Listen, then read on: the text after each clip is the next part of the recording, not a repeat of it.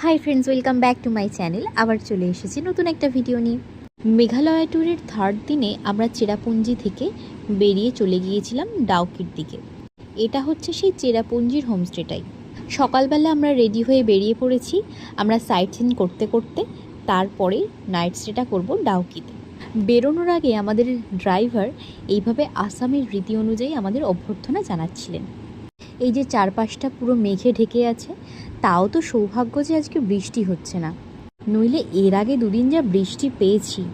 তো এখন আমরা পৌঁছে গেছি মৌসমাই কেভ। এই যে এখানে হচ্ছে এটা টিকিট কাউন্টার, আর পার হেড হচ্ছে 30 টাকা করে পড়েছে। আর এই যে এইটা হচ্ছে এন্ট্রান্স।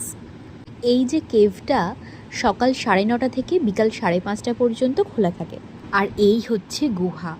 এর ভেতরটা এত সুন্দর, আমরা তো পুরোটা তো সব ভিডিও করতে পারিনি, কারণ এখানে যাওয়ার রাস্তা এক একটা ভেতরে ছিল এতটাই সরু, তো যে কারণে আমি ভাবলাম যে যদি কোনো সমস্যা হয় যেতে, বা আমার যে ফোন যদি পড়ে যায়, এই ভেবেই আমি ভিডিও করিনি, কারণ ভালো করে ধরে ধরে যেতে হচ্ছিল।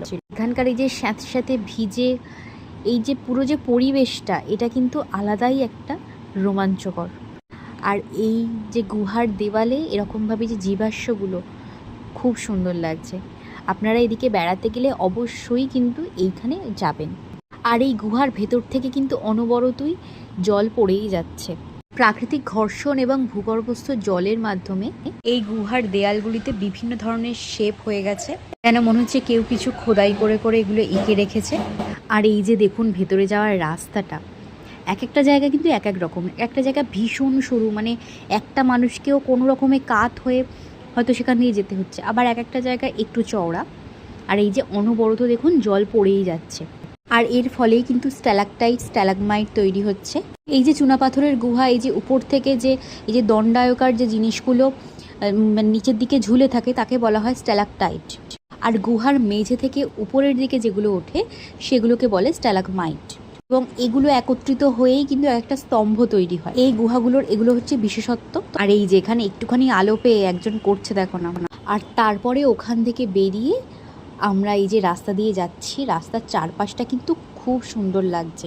এখন একটু একটু চারপাশটা দেখাও যাচ্ছে, মেঘটা একটু সরে গেছে। আর এই যে দেখুন এই রাস্তাটা কিন্তু বেশ সুন্দর। আর একদম দূরে ওই দিকটা কিন্তু বাংলাদেশ।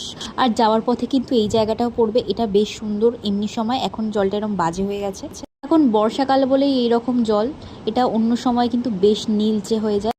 আর এই যে তারের জালের যে বেড়া দেওয়া আছে, এইটার ওই পাশে যে জায়গাটা দেখতে পাচ্ছেন, এইটাই হচ্ছে বাংলাদেশ। এইরকম সব ভিডিও দেখতে হলে আমার চ্যানেলকে সাবস্ক্রাইব করে দেবেন। টাটা।